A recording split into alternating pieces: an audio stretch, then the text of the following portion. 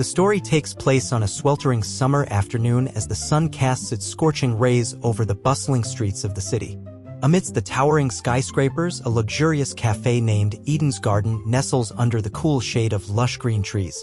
This is a haven for the elite, the wealthy and powerful, where secrets are whispered over expensive glasses of wine and business deals are sealed with knowing handshakes.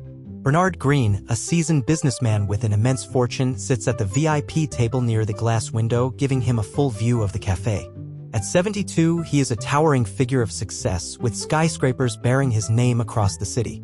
But despite his dignified appearance, his power is slowly eroding, threatened by age and those eager to seize what he has built. He stirs his spoon in the bowl of steaming soup in front of him, unaware that his life is hanging by a thread. Across from Bernard sits Marissa, his wife, nearly 30 years younger than him. She is the embodiment of beauty and allure, with jet black hair cascading over her shoulders and deep red lips that captivate. Yet, her eyes hold an unreadable coldness. Casually stirring her cappuccino, she gazes absent-mindedly out at the street, where people pass by like fleeting shadows. But in her mind, every move is meticulously calculated. Beneath her poised exterior, her heart pounds. Today was supposed to be the day. She has rehearsed this moment over and over again. It has to go perfectly. In a hidden corner nearby, a street boy watches them intently. His name is Malik, around 14 years old, thin and dressed in tattered clothes. His dark eyes, sharp and observant, flicker between the elegant patrons of the cafe. He has no family, no home to return to. His life has been one of survival, stealing food when necessary, sleeping in abandoned buildings, and avoiding the dangers lurking in the shadows of the city. He has learned to read people, to sense trouble before it happens. And right now, every fiber of his being is telling him that something is terribly wrong. Malik was not always alone. Once he had a mother, a kind woman with a gentle smile who worked tirelessly to provide for him. But the city had swallowed her whole, just like it did to so many others. She had fallen ill, and without money for treatment, she had wasted away before his very eyes. He had watched helplessly as she took her last breath in a dimly lit alley, holding his hand until the very end. Since then, Malik had relied on his instincts, trusting no one, expecting nothing from the world. But now, watching Marissa, something inside him stirred. Was this what fate had prepared him for? Malik sees Marissa discreetly slip a small vial from her designer handbag. With an expertly subtle motion, she twists the cap open and lets a few drops of colorless liquid fall into Bernard's bowl of soup. The liquid dissolves instantly, leaving no trace. The boy freezes, his breath hitching. He has seen this before on the streets, when cruel men poison stray dogs to steal and sell them. He knows this is no coincidence. His hands clench into fists as his stomach tightens with fear. Malik's heart pounds like a drum in his chest. He scans the cafe. No one notices what just happened. The waiters remain busy, customers continue laughing and chatting. But he knows what he must do. A war wages in his mind. Should he risk himself to stop this? What if no one believes him? What if they throw him out before he can even speak? But what if he does nothing and the old man dies right in front of him? Before Bernard can bring the spoon to his lips, a loud voice rings out. "Don't eat that." The entire cafe falls silent. The clinking of cutlery stops, murmurs fade, and all eyes turn to Malik, standing near Bernard's table, panting.